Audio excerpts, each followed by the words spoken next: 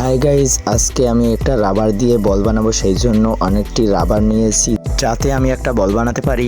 তো গাইস আর দেরি করবো না, এবার আমরা চলে যাবো রাবার দিয়ে বল বানাতে। তো প্রথমবার আমি কোনো কিছু ছাড়াই শুধু রাবার দিয়ে তৈরি করার চেষ্টা করলাম।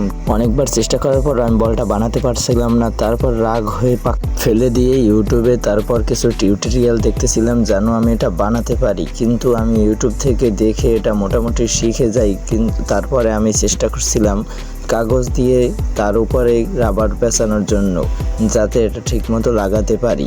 গাইস আমি যতক্ষণ এটা বানাচ্ছি ততক্ষণে তোমরাও চ্যানেলটিকে সাবস্ক্রাইব করে পাশে থাকা বেল আইকনটি বাজিয়ে দাও এবং ভিডিওটি ভালো লাগলে একটি লাইক কমেন্ট শেয়ার করে দাও।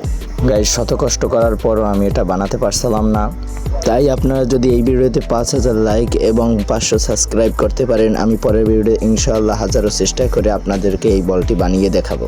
তাই দেরি না করে এখনই লাইক করে দিন ভিডিওটাকে।